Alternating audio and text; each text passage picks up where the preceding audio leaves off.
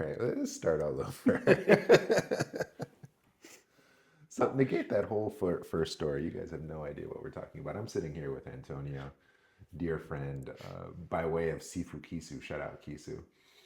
Um, you do the karates, and this is so cool because I'm a Chinese martial artist. I'm Chinese. I'm the China Giant, the Amazing Asian, the Mental Oriental.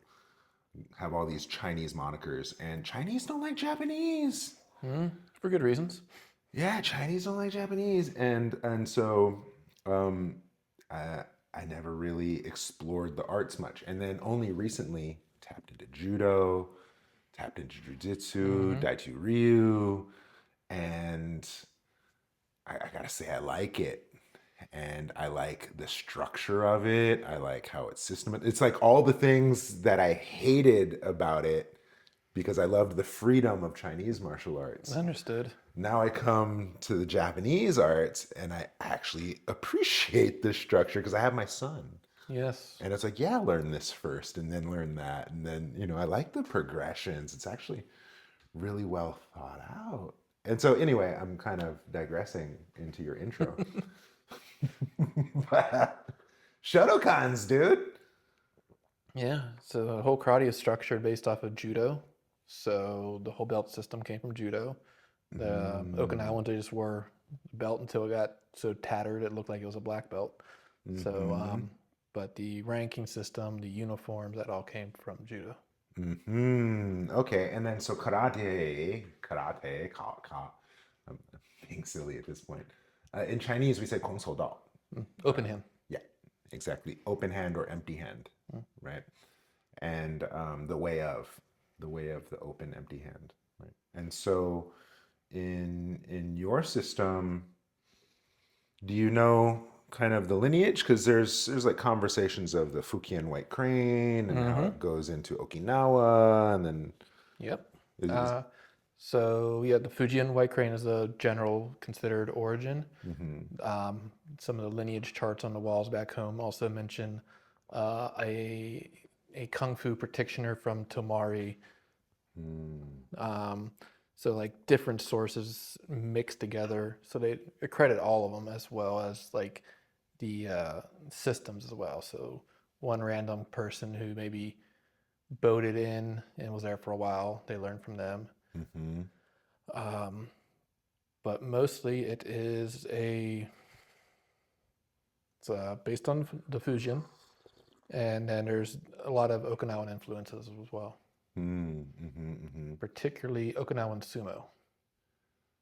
Oh, so that would kind of be the wrestling. Yes, there's a Mm-hmm. lot of grappling hidden in karate that was taken out later to not step on the foot of the judo practitioners whenever they tried to implement it into Japan. Interesting. And I get that. Like that's not just a punch, Mm. that's a throw, Oh, that's a grab, that's there's so much to the dynamics of this spiral that comes from our fist. And so if all we see is punch block, you know, I've had this discussion recently. I went to a Tang Sudo school and was showing some applications of some of the Tang Sudo Korean. yes, Yeah. which is basically Shotokan in Korean. Thank you for that. Just like a chipotle is a dry jalapeno. Okay? Like we have to know these things.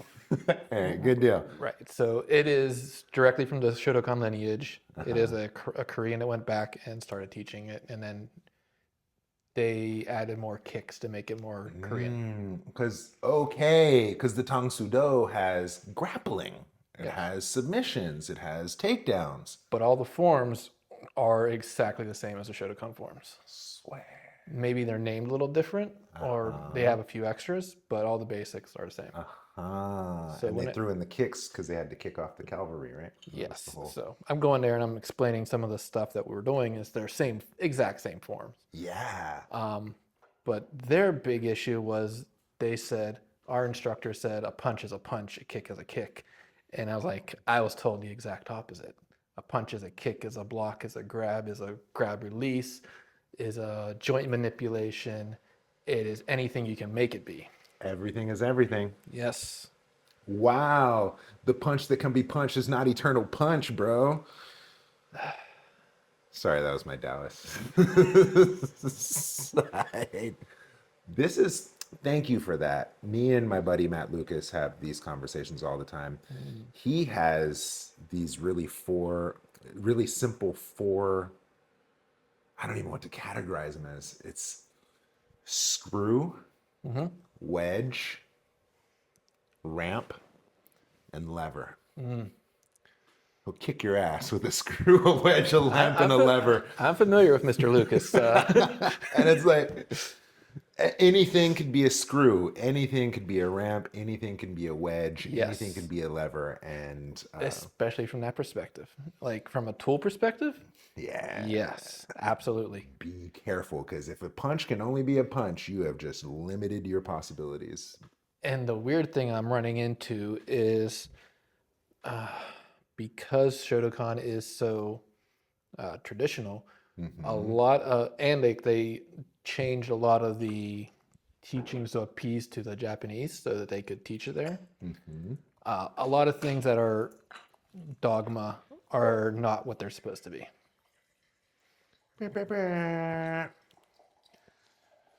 My boy's dropping science now. Yep. All right. Tell me more about said dogma. So I'm going through my thing of karate when I'm teaching it is for the beginners, I'm teaching the basics, the traditional, the absolute, fundamental. This is a form, you're going through these motions, these are your steps, this is your breathing, get these things down because you're going to need this later. When I get to my black belts, we start over from our first kata again, and here's what we're actually doing. So we do our first move's downward block punch. I'm like, here's how you take a person down with that same move. And they are on their rear end and like, show me again. Wow.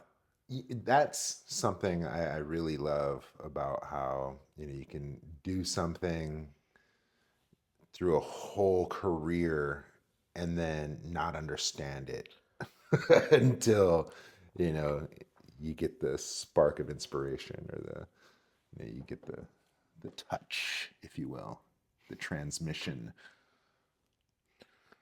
So I really started breaking down forms when I moved to Reno, and my training partner was good friends with Sifu Cuddle.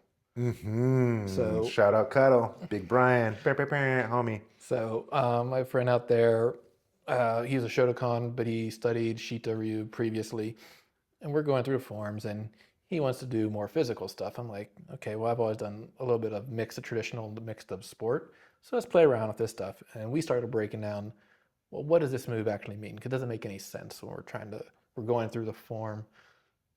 But, oh, this is a symbol of respecting something. I'm like, if this is in the form, it's useful. What does it mean? So, we're doing moves that start here, go here. Like, they say you're just running into somebody. I'm like, oh, dude, somebody just died in that. But if you're in a close grapple, this is a Yeah. good knee defense. So you grab the knee, run them over. So we're practicing this and we're doing a video. Oh, dude, grab the wrist, turn it over. There's all kinds of good stuff in there. So much good stuff. But like going from here to here to here, I was like, this is respecting the sun, and then this is something we don't really know what it is. I didn't understand this until I was working just on my forms, and I'm taking a breather, watching the MMA guys in our school do ground defense. And the move they do, they get taken down, push themselves back to protect their head, turn, break the hand grip, arm lock, step over, throw. And I'm like, Y'all are doing karate. I would have never understood this if I hadn't just watched these guys do something like that's not karate. Wow. Taste that karate. It's definitely getting more mild in the sense. So that's the minerality in the back. You can almost The taste. tannins are dropping. Catching The the terpenes are olfactories. dropping too. Did I love this profile? So, okay, now we didn't talk about this, but I'm curious as we're talking because the relationship between traditional versus sport, Hmm. right? Where's the mystical? Did you ever explore that aspect of the karate where they get into like the deities and shit? Not so much because karate was militarized. Hmm. It was used as a way to teach college students how to be physical and active, Okay. and maybe move into the military. So Mm-hmm, that's why it was mm-hmm, codified so well. mm-hmm, Strict regimen, strict progression charts, and that was mm-hmm. all to appeal to collegiate courses Uh-huh. and to military structure. So a lot of the spiritualism has been driven out of it. Hmm.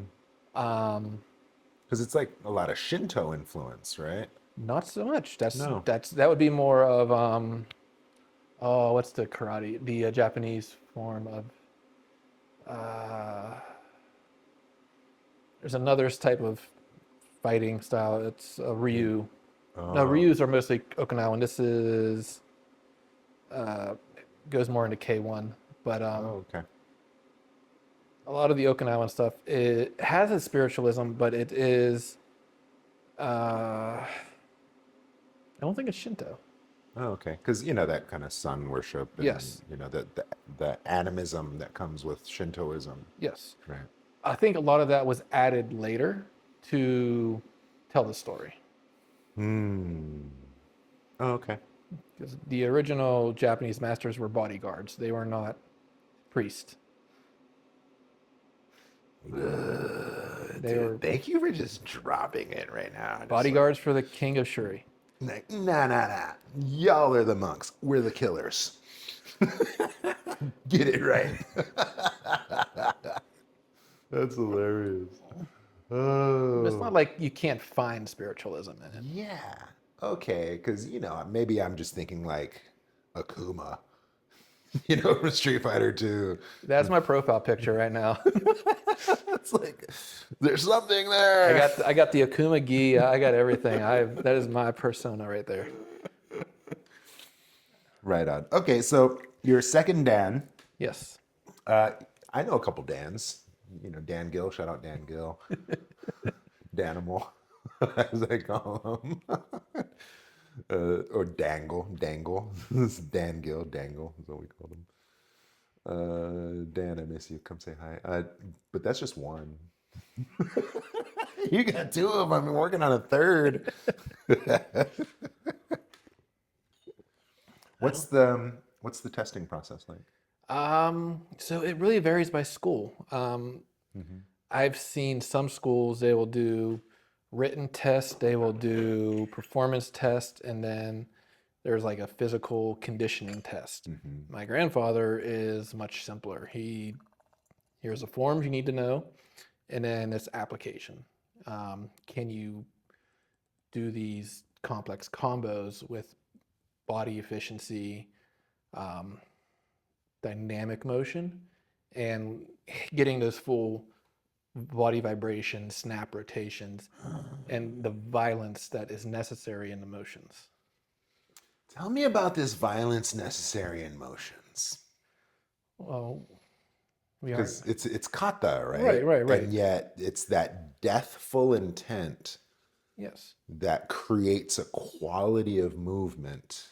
Um, it is a self-defense art, Uh-huh. and if you aren't able to use it in an instant, you've probably lost your opportunity to defend yourself. If you think of like the farmer cutting grass, they aren't violent until they take that sheath, they're the sickle, and they're cutting the grass. That motion is efficient.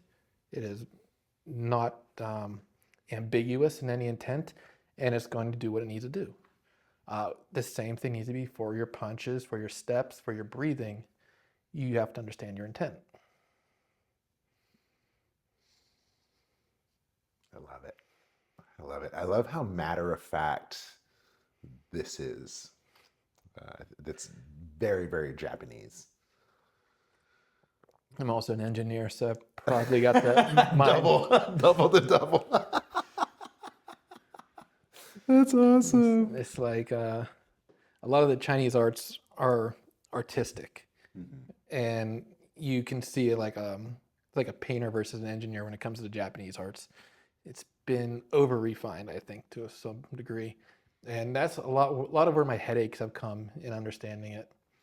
The linearity of the forms really gets in the way with the application. Mm. And yet, from what I gather, you have the freedom to explore application and creatively apply. And so, Mhm. where do you find a linear limitation? Uh, In positioning, footwork. all of it. The forms are usually straight line motions, turn, straight line, straight line. Mm, Your motions are straight line, but like when I'm trying to apply them or work with the MMA guys, if I go straight line, I'm going to eat a punch or a counter real easily. mm. So I'm understanding a lot of this is set up. Um, Reposition your footwork and then be efficiently linear, but using the circular nature of it to create the opportunity. Heard. Yeah, because that is definitely something of Japanese. It's very linear. So, what's the nature then? Is it like cross stepping? Is it triangle stepping? A Is lot of it triangles, a lot of cross steps. But what I'm finding that works a lot is redirects. mhm, Um, Setting up, repositioning, throwing their body out of line, and then coming right back down the same path. Um, that and where the karate efficiency has been really useful is my first strike is fast mhm. and it surprises people. I can cover distance where you think you're safe and land a hit. Um, but where it becomes weak is the continuous sparring. So better suited for point. Yes. Got it. And even the traditional has that because we do one count sparring. Traditionally, it was done bare knuckle. Hmm. So if you land a hit, it's a good chance your opponent's going down. But when Hmm. you start working with clubs, you have opportunities for continuous hits, defense, Hmm. and follow up. So not only do you have a chance to land a hit, but they have a chance to counter because maybe now you have a grazing blow versus something that would have just dropped them from a shot to the jaw. Heard. Mm. Okay. So then, if it's kind of point fighting, then I'd imagine that's what the competitions are like. What's Yes, that style? Is that Kyokushin where there's just all like body blows? And there's, that's Kyokushin. Yes, yeah, that's wild. it's bizarre because no punches to the head, but you can kick to the head. Hmm. I think kicks are more destructive. For sure.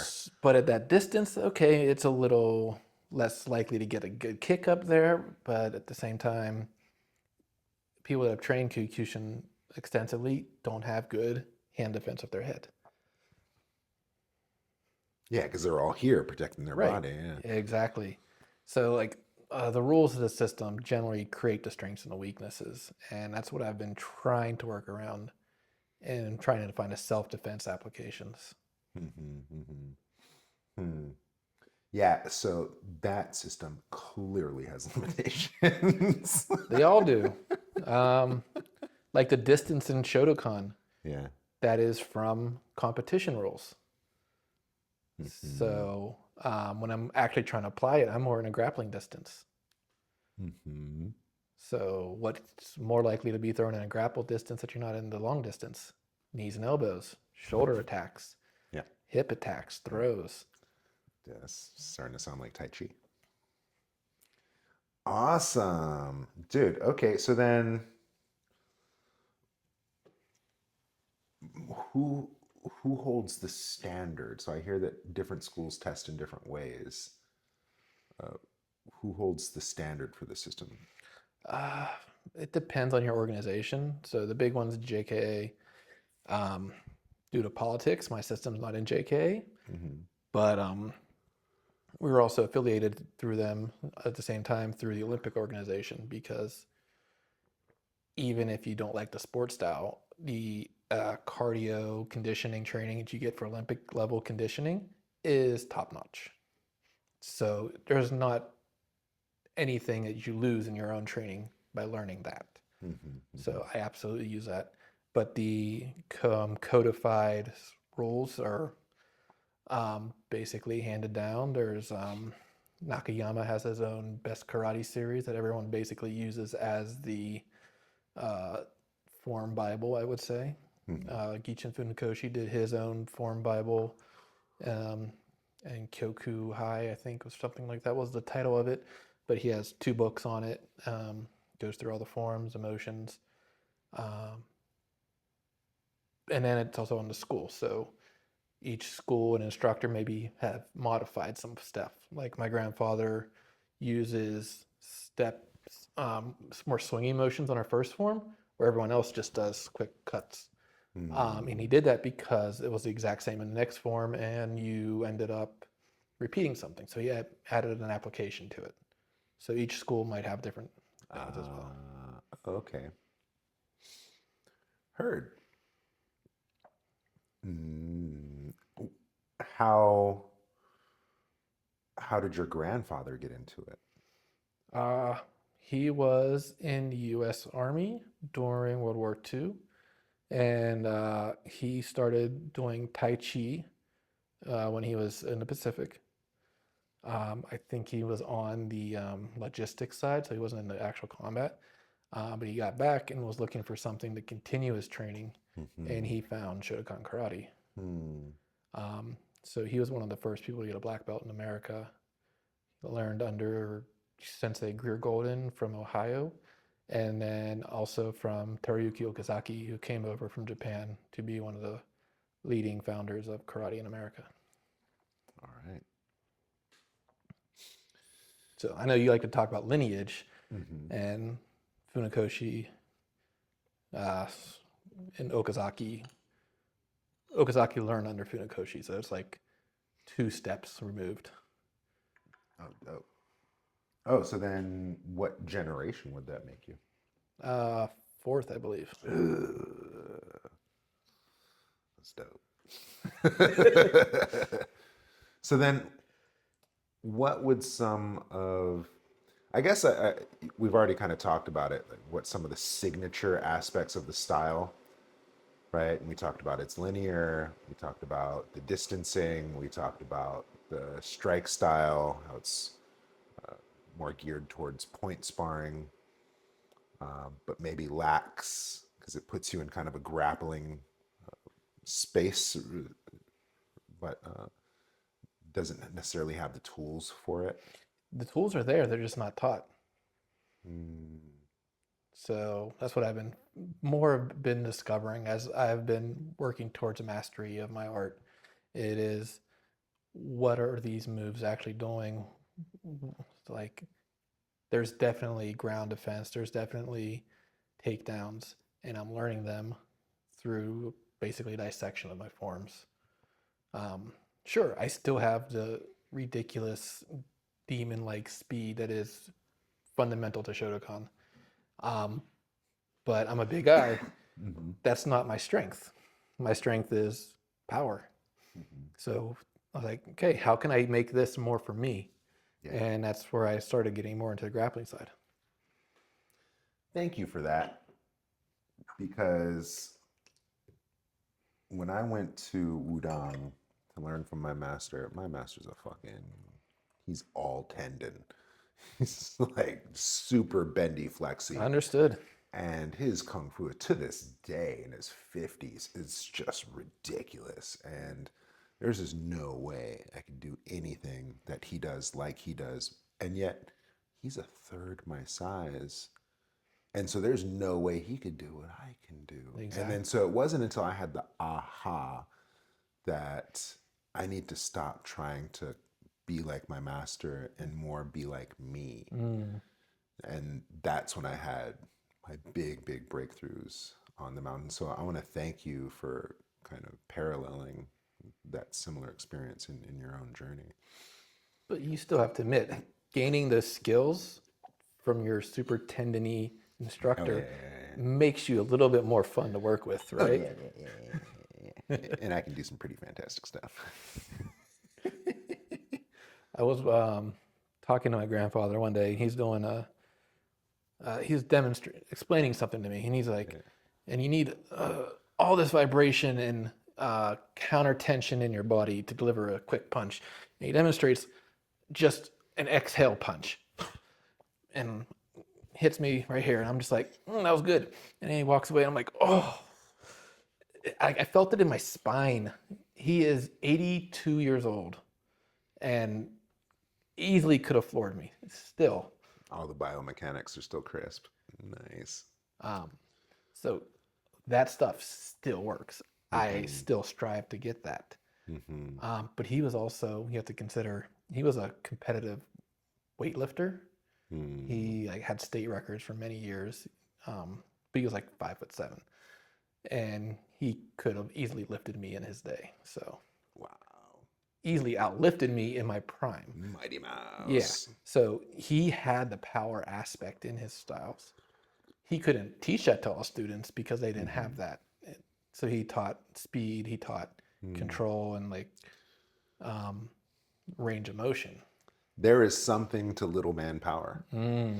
There is absolutely. So you ever meet a gymnast and shake their hand, a little Mighty Mouse gymnast, they will crush your hand. And then that's like instant respect. It's like, okay, I understand what you're capable of. For real. I know my college buddies, Lance and Soph, I know you guys will never watch this, but shout out you guys here. That's state champions. And I remember Soph, he was the scrappy one. And I was getting into Kung Fu and I was doing this like 6 hours a day, 6 days a week. Like I was in it. And he was like, you do Kung Fu? Well, I'm all state champion. Da, da, da, da. Wrestling, I'll make you tap out. I'm like, whatever, right? And then this little Mighty Mouse, and I'm huge, right? We're big boys. And this is this little Mighty Mouse of a dude. He's easily like 5'4". And he's like, he's like squirming all around me. And I just thought it was the most hilarious thing. And he had me in some like crazy, he hemmed me up really well. And I'm just laughing the whole time. And then he's like getting pissed off because I'm having fun. Right. And then so he starts to crank, yeah, sure, it hurts. And so he's like, say uncle, tap out. And he like really started to crank it. So all I did was I made a fist, right? Horse bite, we call it. Just right on his tricep skin.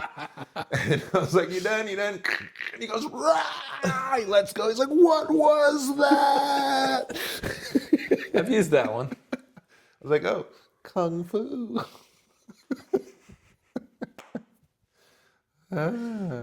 Horse bite. Yeah, and that's another application for screwdriver. Right. You'd never teach. Oh, how you Making a clench your fist. fist. Absolutely. But just grab just the littlest bit of skin on the inside of the thigh, or just like along the. Ooh. One of my first instructors was Sifu Slaughter out of Dad. Eagle Claw. Dad. Yeah, teaching Sifu Slaughter. Yes. Tell your story, please. So working with him, one of the first things he does is like he's explaining the grip of Eagle Claw. It's like you want to get inside and separate the muscle and tendon. Yeah. And I'm like, that sounds horrible. And he demonstrates it. And I have a full appreciation for this concept. Yeah. That's real. My teacher's teacher, his village teacher, no Kung Fu.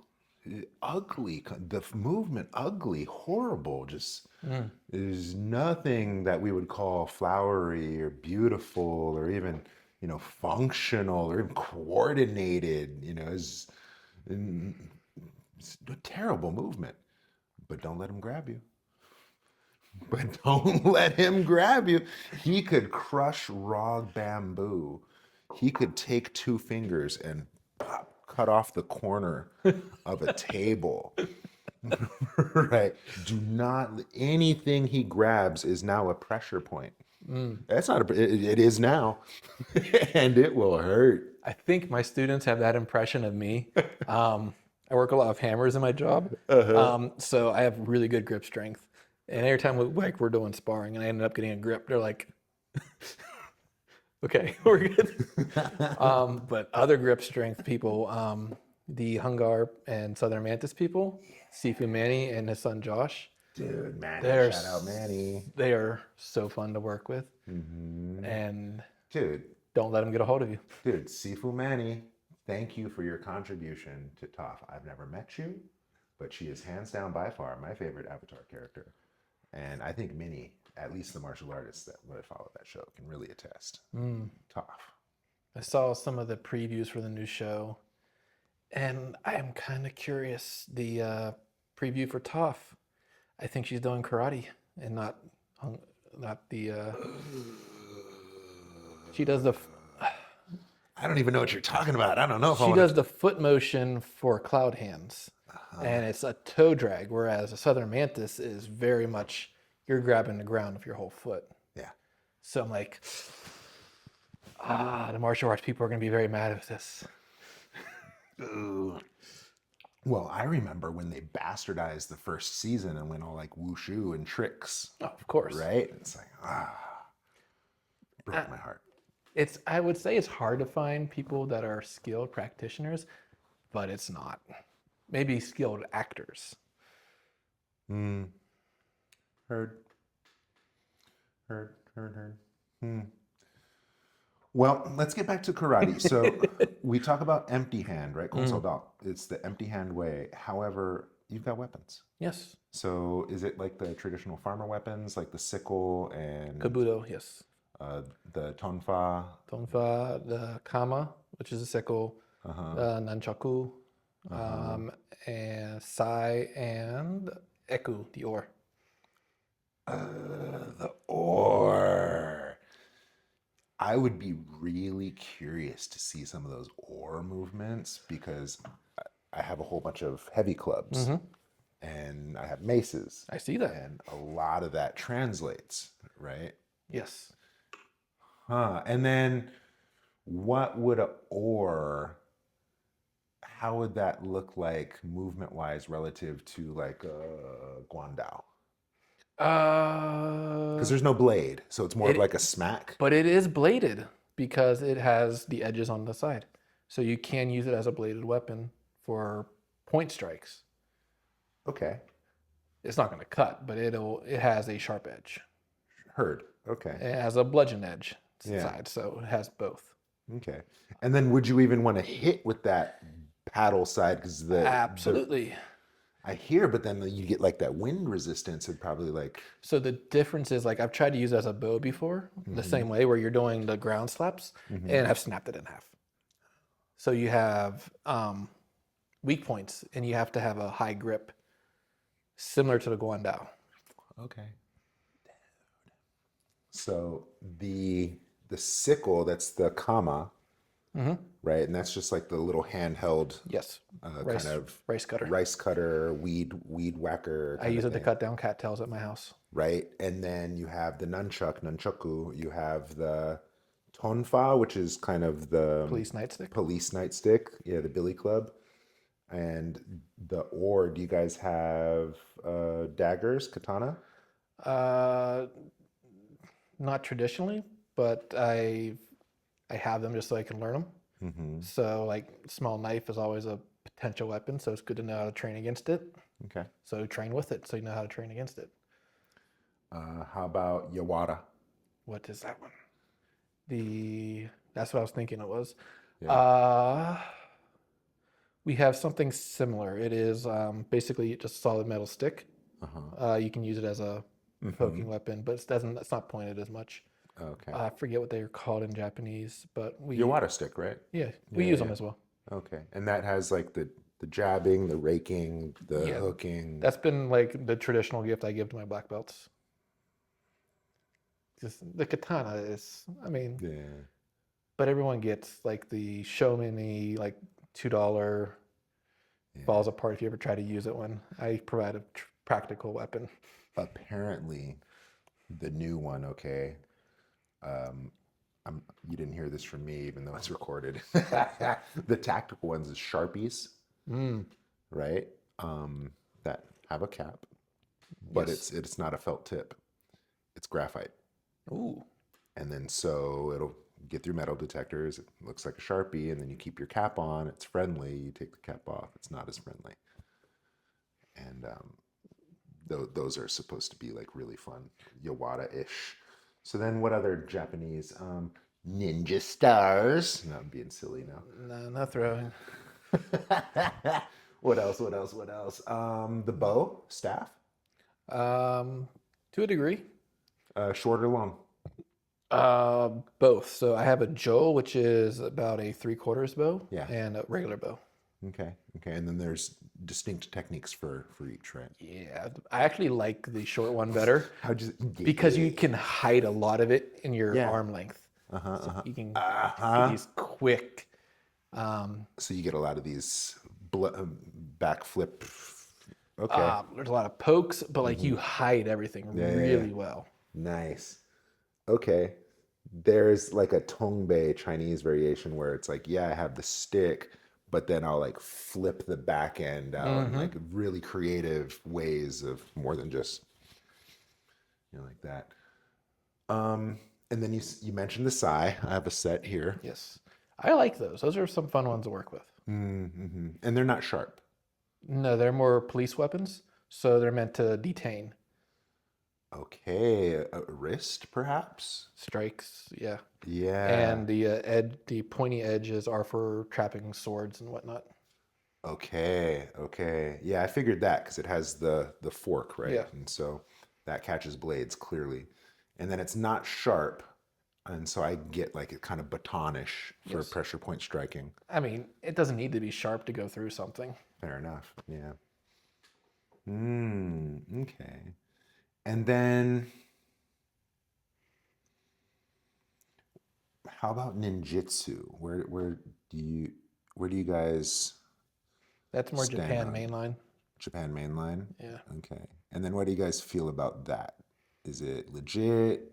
Are there legit styles? Is it kind of My theory is if someone taught combat ping pong, as long as the student was dedicated and applied it seriously, you can make a deadly person doing combat ping pong. It is not the style, it is the student. bro? Can we make combat ping pong t-shirts, dude? Can we? First team, hell yeah. Combat ping pong.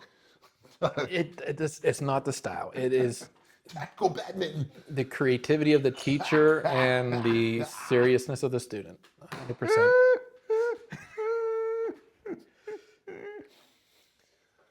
So,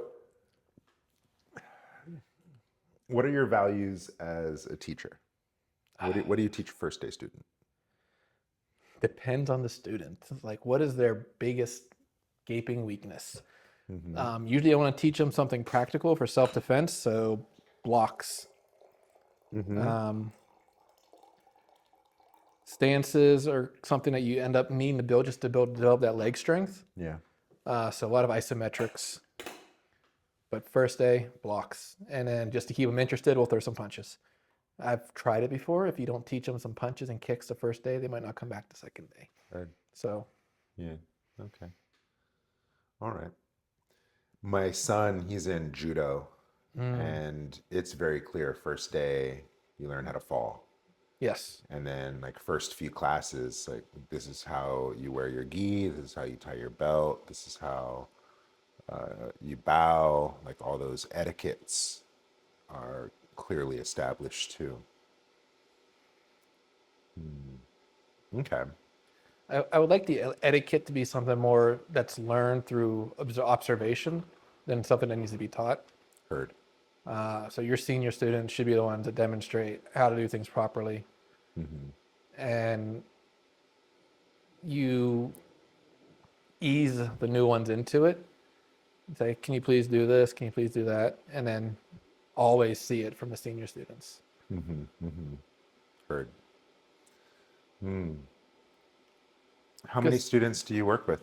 At my peak, I had 6 students, but we worked intently, and I have lost a few of them due to Current political issues. So um, Heard. I'm down to one student, but he's having a blast. Yeah. Private lessons every day. Uh-huh. Uh-huh. So, Oh, that's awesome. but I've also have like two virtual students. Haven't worked with them in a while, but they are doing their own things, and if they ever want something, they know how to reach out. Oh, how does I guess it's just all kata, right? And basics and drills, right? Right. So because I've moved around a lot, I've developed some students in different areas. So I'm not going to stop teaching them because I'm not there. I want them to keep learning the style, Yeah. and I teach as a self-defense thing, so there's always an application for it. So they want to keep at it. I'm all willing to help them. Heard. Oh, okay. Yeah, I come across a lot of limitations teaching online because there's just certain things that have to be felt, Yes. right? And you can talk about it till the cows come home, but just one experience of human experience, no words necessary. Oh, I mean, I will if I see something that needs absolute correction, I'll make no hesitation to come out and visit my friends and stuff. I'll find a reason, you know, Corrector of bad kung fu. Nice. Dojo Storm, right? Mm-mm-mm. Okay. What would you say are your goals for your students? I still think that's more on the students. Like, what are their goals? Is it an elderly person who just wants to get their mobility back? Is it a young person that wants to be competing and earning trophies? Is it someone that just, enjoys the actual history and art of it and wants to learn the full depth of it? I'll teach whatever they want to learn. Um, I have the option of not being picky because I don't have that many students, and I would like more students. So if they're willing to learn something from me, I'll take them in. Gi no gi. Depends on the weather.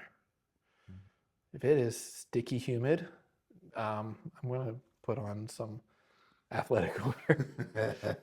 If it's cold like it is now, I've got a full judo gi on, and I am keeping warm. Heard. Also, for training outside in the sand, I want the gi on. Keeps the burnt scrapes and stuff down. Oh, is it formal to train on sand? Is that like I found it when I was in Nevada yeah? training. Oh, in the desert. My favorite outdoor spot was a beach on a lake, Oh, and moving through the sand really helped me work through an injury and develop my speed heard. in a way that I wasn't expecting. Yeah, soft sand, hard sand. Soft, super soft, Yeah. but it's also super coarse. Okay. So any momentum you try to build, the explosive motions would just get absorbed real quick. So you had to learn how to change which muscles you used for speed. Whoa. Okay. Yeah, I'm fascinated by sand. I remember when I found my first Shaolin teacher, peace be upon him, YC Chang. I knew that school was special because there were all kinds of pictures of him on the sand doing these fantastic, kung fu movements. He wasn't that big. He was probably in his 60s or so when those photos were taken. But he was not in the sand. He was on the sand. And That is a skill. there were no footprints in or around him. It was like a wide shot of him, like one leg holding a sword on the sand. And I was like, yo. And then I looked at the next and it was like some fantastic on the sand. I'm like, At the same time, how big was he? still like 5'7", It is a little easier to not sink. For sure, but Chinese dude, he wasn't big like us. I'm able to have a minimal disruption, but I still crush everything I step on. Oh, for sure. Yeah, my footsteps indent cement. What? No, I remember the first time I did a tornado kick in that school. And we're big boys. I got to jump off one foot, spin 360 degrees in the air, kick with one foot and land. When I finally was able, it took me months, bro. It I took me believe it. months. And when I finally got it, just so happened YC Chang, peace be upon him, he just comes walking downstairs after painting. And he just happened to, like, come down right as I was doing my kick. And I was like, I did it. I was all proud of myself. I was like, yeah, I did that. I did that. And he goes, huh, you land like a pig. And then he like walks off. And I was like, yo. I cried. So it was one of my defining moments early in Shaolin Kung Fu. I will say martial arts is definitely a never-ending source of humility. Oh man. Fun. Okay, so goals for your students is helping them meet their needs. For the most part, but at the got it. same time, like if they want to earn a black belt, Mm-hmm. that goal is very specific. For You sure. need mastery of the basics. I have no tolerance for not getting there. Yeah, heard. Yeah, no shortcuts. Yeah, you got to get your For reps every in. belt rank, these are strict guidelines. You need to be able to do these things. Mm-hmm. And I think that's where I draw a big distinction between some of the other schools, or Yeah. they're in it for the money. They want quick belts. They want to maintain interest. But I refuse to dilute the lesson. This is getting much more floral too. What'd you call me? This is getting more floral. What would you say are your goals for your lineage? Because perhaps you received it with a distinct flavor. Right? Because Shadokan is a distinct style This is relative to others, right? Right. I would say like from my grandfather's style of it, which is, way I can describe this. When I moved from my grandfather's school to the sports school, just due it being hour and a half closer, I needed to train, and that drive was just not doing it for me. The instructor asked people he knew about my grandfather, and he had a history of like, you came in, you wore a white belt, like you can wear your belt. Okay. So he respected any degree and rank from my grandfather without question. All right. And even still, I earned a black belt through him. I earned a black belt through my grandfather. Actually, when I tested for black belt, I told him I didn't pass the first time. He was shocked because I was competing at the same level as everyone at their school in the black belts. And Yeah. well, my grandfather saw something that needed fixed, and I fully agree. Heard. Dope. So then, in what you see for the lineage, I get that you want to keep that same standard. Yes. Specifically, the way that we generate power through rotation, through dynamic motion, Yeah.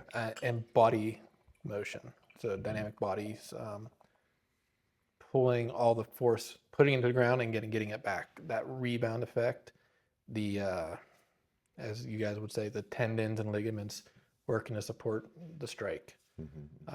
It's definitely very, I think, unique the way my grandfather does it. Okay. Were you privy to any type of first aid or healing through the work in the event of an injury or a strain or a dislocation in class? I would say most of my injuries have come from other sports. So I played basketball a lot, and ankle injuries. Jam finger, all that shit. Yep. Did weightlifting, messed my knee up. And martial arts has been a path back towards maintaining good body dynamics and motion. Heard. Yeah. Never had an injury in martial arts other than re-aggravating an injury. I get that. I love that. So we talked about your goals for the students. We talked about your goals for the lineage. What would you call an ideal student? someone who's curious, um, Mm. and also at the same time, uh, a little bit of skepticism. I want them to not believe everything I say, and Mhm. then try to figure out how it works for them. Mhm. Because I have a few students I've worked with, and I found like my big issue is my own hesitations. So they go into competitions and like this is my hesitation, and they outperform my expectations because that's me, not them. Mhm. Mhm. So um, they believe in themselves. They try things I've never taught them, and they're having fun with it. If you're not enjoying it, what's the Mm. point? Heard. I say the same thing. Mm. Okay. Yeah, I'm kind of the same way in that I like it when people enjoy themselves. It's funny, I interviewed someone else today, Doshin, shout out Doshin. He said, if you go to a school and everybody's smiling, get out. If you go to a school and everybody's angry, get out. If you go to a school and the only person that's smiling is the instructor, you're in the right place. We do sparring, and one of my students will land a good hit, and I start Mm. smiling. They're like, "Oh no!" Oh, that's funny. We talked about ideal students. I think I'm the same way in that I'll take interest and effort over natural talent and athleticism any day. Mm,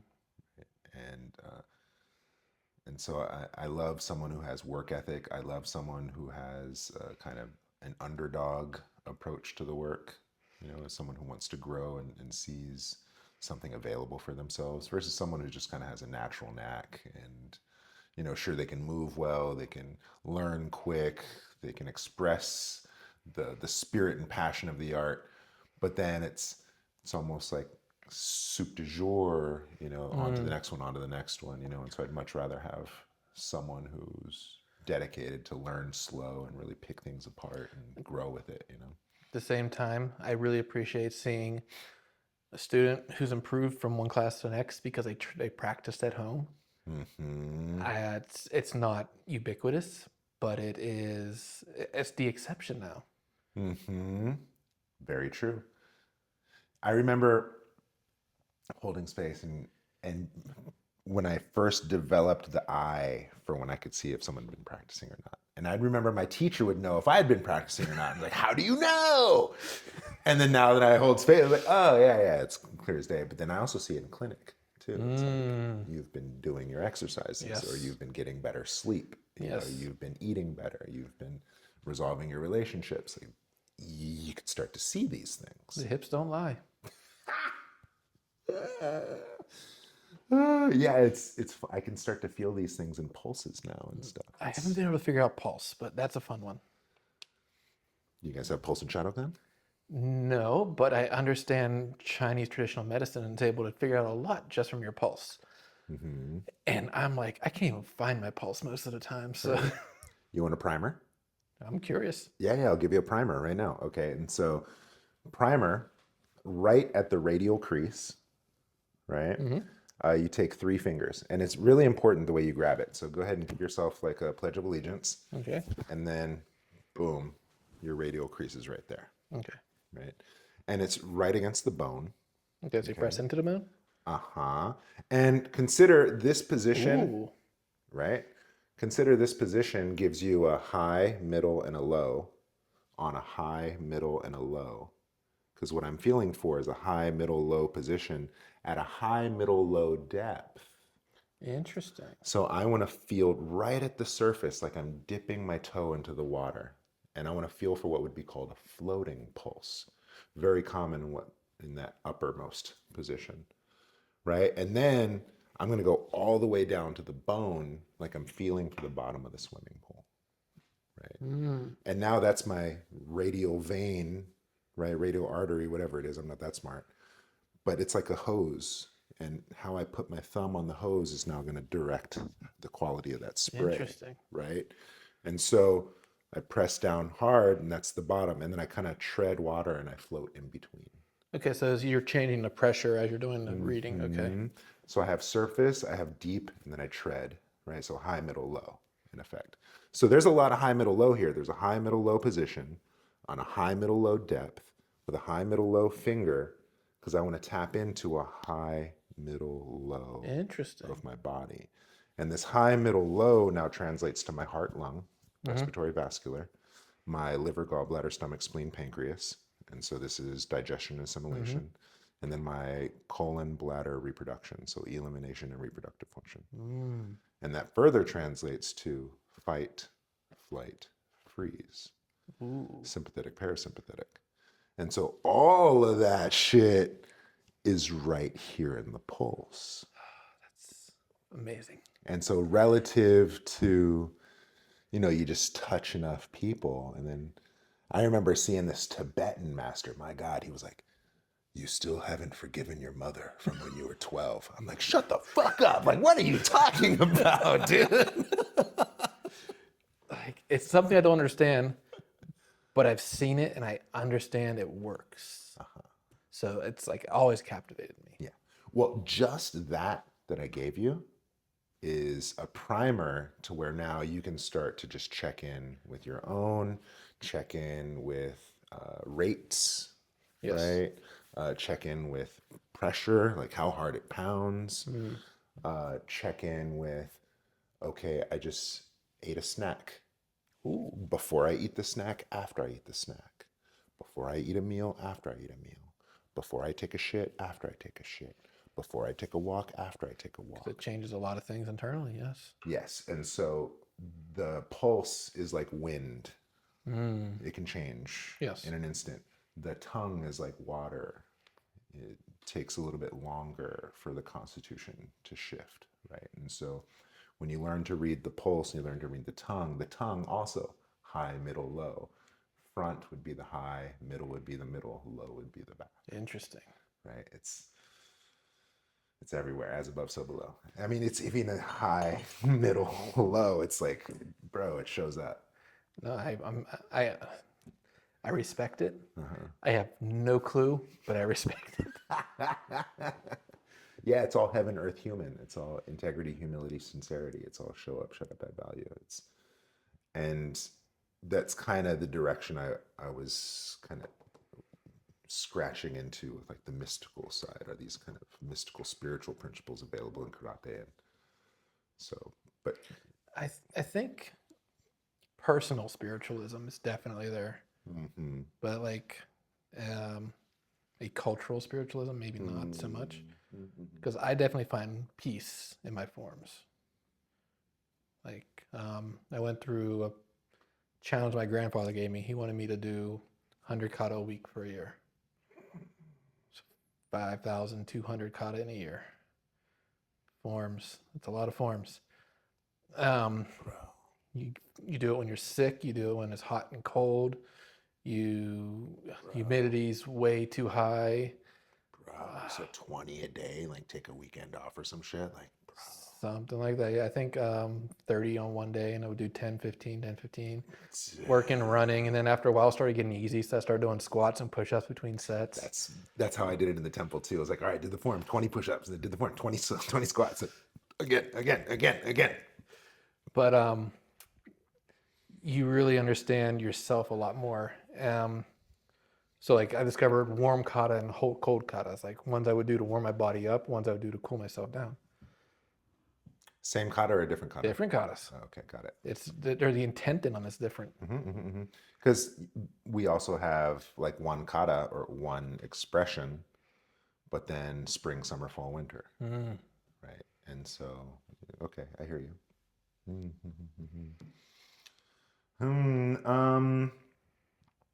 We talked about ideal student. We talked about goals for students. We talked about goals for your lineage. Did we talk about an ideal inheritor? Because you talked about if someone had a black belt goal, like it's specific, right? And so we talk about there's the customer, there's the student, and there's the disciple, right? There's one more like the coach, the teacher coach, right? That's a nice distinction. Yeah, so you got the student, I'm soup du jour, I'm paying tuition, service me, right? Then you Yes. have the student is distinct from the customer, where they're still kind of self-serving. They want to learn and grow, but they honor the culture. They're a little bit more respectful. They're serious, right? Then you have the kind of coach teacher that will do it, but there's kind of ego involved, and there's like a career pursuit, and they want to make money off it somehow or learn something, teach workshops. And so there's kind of that track. And then you have your disciple inheritor, right? Which is high character, high, high humility. That's kind of paradoxical. I don't know. Humility is a hard one to come by nowadays, but I get what you're saying. So like, it also depends on like the skill set of the individual. Like some people are more naturally skilled at teaching than they are at maybe understanding the depths of the forms and the Fair enough. techniques. Fair enough. Yeah, that's my buddy Raphael kind of does something similar. Shout out Raph, where it's like, all right, you're the muscle. All right, you're the PR person. Okay, you're the librarian. Okay, you're the or secretary, right? And then kind of everybody plays to a strength, you know, and contributes to the lineage as a whole. Right? There's also kind of that approach too. Hmm. I would say the ideal inheritor just has the curiosity, I would think. And I don't want them to take everything I say as dogma. Thank you. Yeah, because is the inheritor someone who can receive it and kind of be an encyclopedia and parrot it back, or is it someone who can digest it and retransmit through their own genius to meet a new listening, a new generation? I think that's like where mastery becomes a thing. It's not someone that can regurgitate. That's like repetition, memory. It is someone that can digest Yeah. and give you something new. So I would say the ideal inheritor would be someone you teach them something, but they come back with a question that makes you ask the questions. So at that point, it's someone you can collaborate with.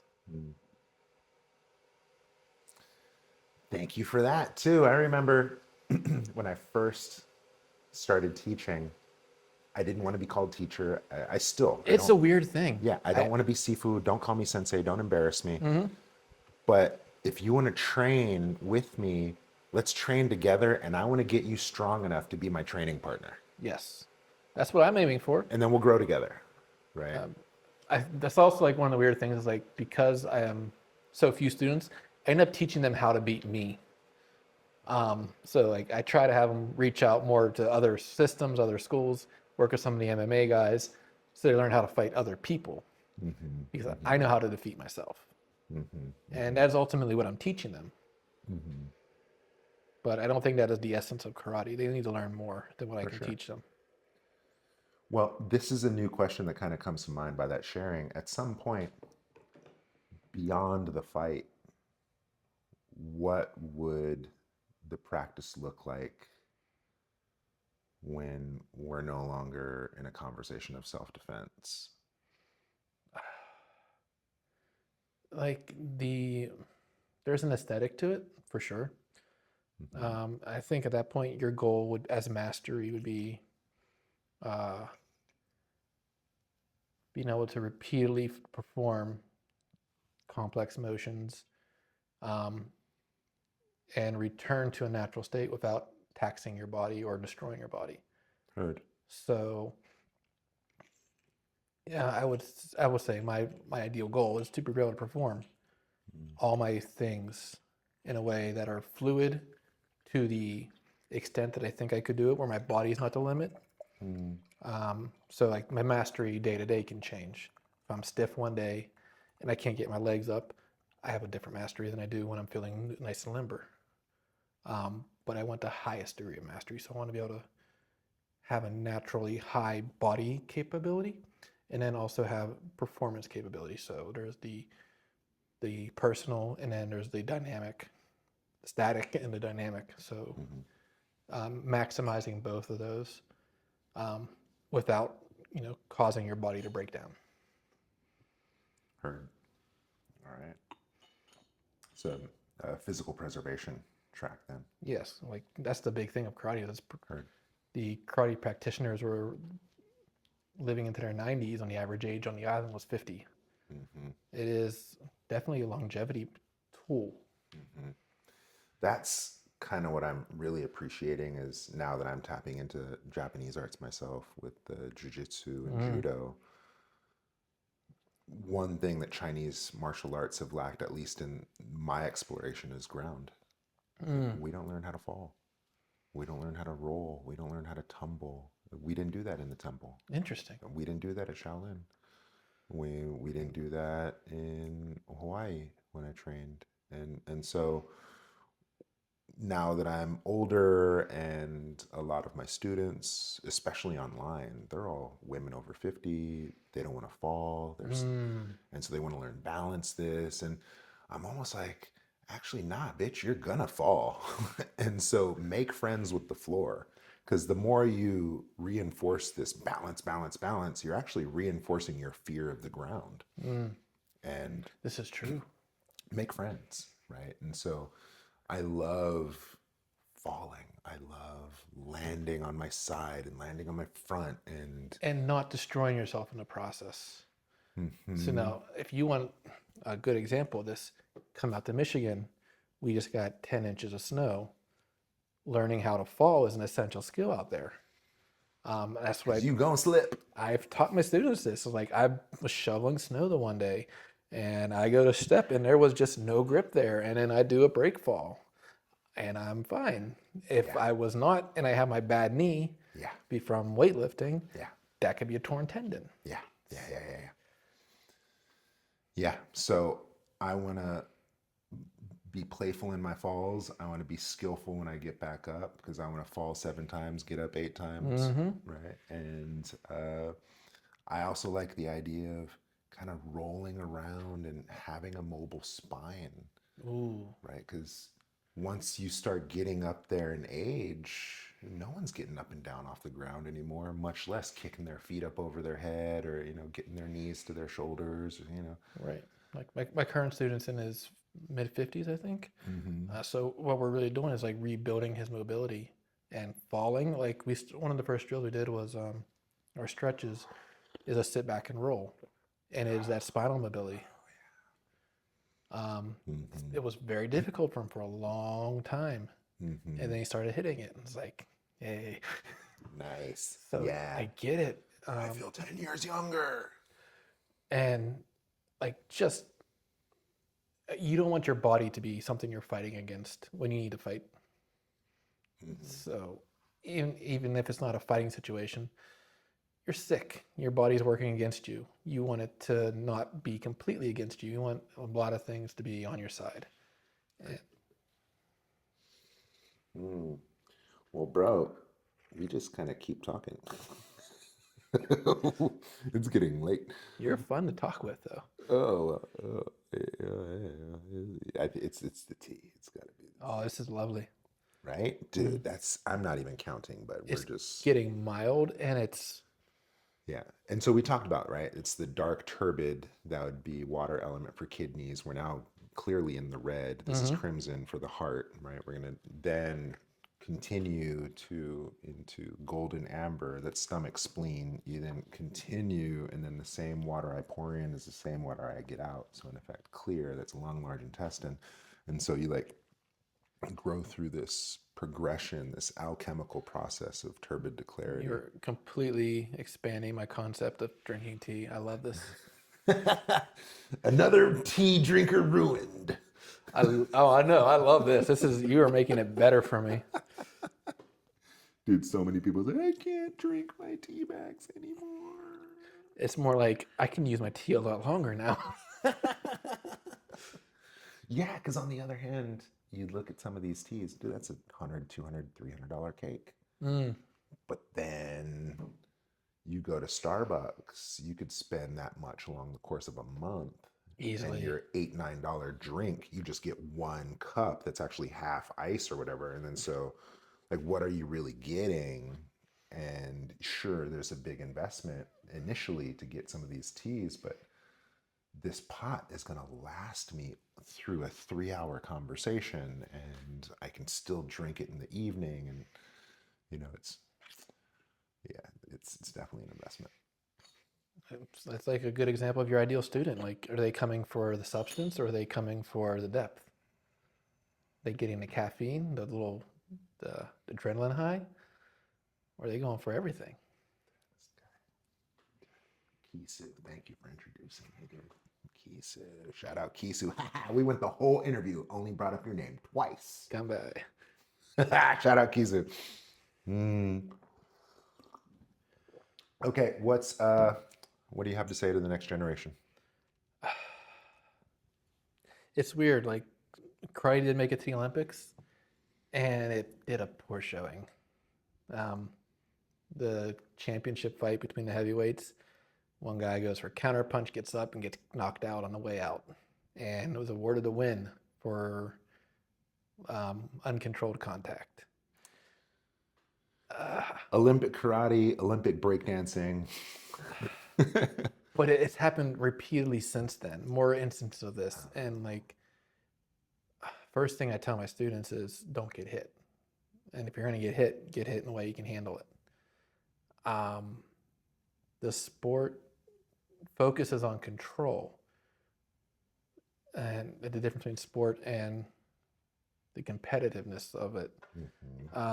I work with MMA guys. If they get knocked out, they lose. Yep. That should be an unquestioned rule of the sport. You're not able to defend yourself because you overcommitted to some other technique. And that's like the whole concept of karate is like first strike, right? Hit hard, hit first, hit last. No mercy. But I would say you need to reclaim what it means to actually be in combat. It is a combat art, Bushido, right? As much as I would like to think, if I hit someone, that I'm going to win the fight. I'm a big guy. I can get away with that most of the time. When I'm teaching 5'4" lady with petite hands, thin wrist, that might not fly. She might need more techniques. Shout out Matt Lucas. So I really want to encourage the development of continuous fighting until you're in a safe point. Take down, strike, or being able to escape. And if it's not done that way, you're missing out on something. Heard. Thank you for that. Yeah, that's definitely a number one self-defense value is enough to get away. That's it. You said something that made me want to ask because you talked about the Olympic karate. What do you think about this new? Dude, we already said goodbye twice. What do you think about this new, where they're in like the square with the slanted? Yeah, the karate fight. Yeah, it's interesting. The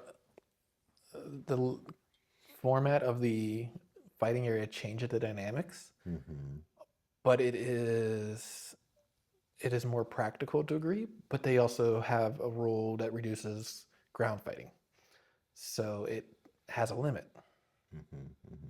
Like I said earlier, the rules that define the game. Some of the high-level karate practitioners that did Olympic sport karate have competed in this because they get more out of it, I think. So like Rafael Agaev, world gold medalist, multiple-time world champion, has competed in this. And I know many other people have done it. And I believe it depends on what you want to get out of it. At the same time, you can only do that for so long. So I don't think there's going to be anyone in their mid-50s or 60s going into this to be testing themselves. It is good for your measuring your peak performance and your peak age range, but it's not good for the longevity of it as well. Heard. Yeah, I remember when first clips, the highlight reels came out from that. I was like, whoa, what is this? Right? Yeah, whoa. It was really exciting when it first came out. It was refreshing. I like seeing how they use the angles and the Yeah. slopes. It's creative. And like unlike sumo where you're on top of a thing, you're not going to fall to your death, which is nice. Yeah. Heard. I love sumo, by the way. A lot of my teaching is based on sumo. Oh, I word. watch the tournaments, karate technique. I love it. Whoa. Okay. Because to an untrained eye, it's just a bunch of big dudes slapping each other. Right. And like we would have a blast with it because we have an understanding of a lot of the close fighting techniques, right? We know how to manipulate balance or throw off someone's hip alignment. We would have a blast. But then you see them applying techniques you've been working for years and it was never taught that way. And I'm like, that's from that form. I've done this some 150 times and I never thought of it that way. Reinforces this karate is more about grappling.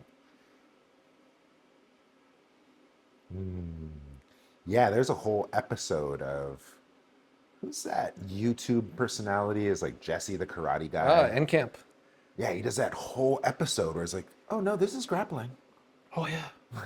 Oh no, that's a takedown. Yeah, it's my buddy Benjamin Gash, shout out Ben G, out in Swindon, England. He does Choi Lei Fut. But same thing. It has like all these like quarter horse stances and like these modified stances. And he's like, oh no, that's to put your knee down on their chest. And, Yeah. oh no, that's to like, and he's just kind of redefining what's possible with a traditional Chinese art. I love it. Have you ever worked with Ricky Wing? He's fun. See if you're Ricky Wing? Yeah.